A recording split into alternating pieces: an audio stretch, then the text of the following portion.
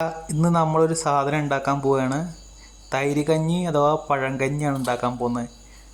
ചോറ് പഴയതല്ല, പുതിയതാണ്, ഇപ്പം ഉണ്ടാക്കിയതാണ്. ഏതായാലും തൈര് കഞ്ഞി ഉണ്ടാക്കണം എനിക്ക് കാണിച്ചു തരാം.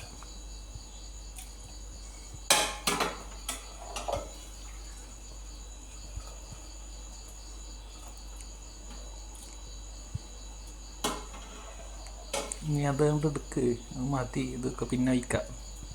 തൈരും ഇത് കൊടുക്ക്. അടുത്തതായിട്ട് പച്ചമുളക്, ഇഞ്ചി, ചെറിയുള്ളി ആണ് ഇട്ടിട്ടുള്ളത്. അതിൻ്റെ ഒപ്പം തൈര്.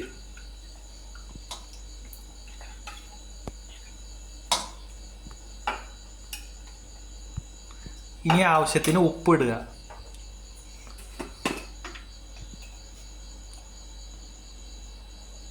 കയ്യിൽ ഇനിയിപ്പോൾ പഴങ്കഞ്ഞി റെഡി ആയിട്ടുണ്ട്. ഇനി ടേസ്റ്റ് നോക്കാം. ഇതെല്ലാ കുട്ടികൾക്കും കഴിക്കാൻ പറ്റുന്ന ഒന്നാണ്. ഓക്കെ.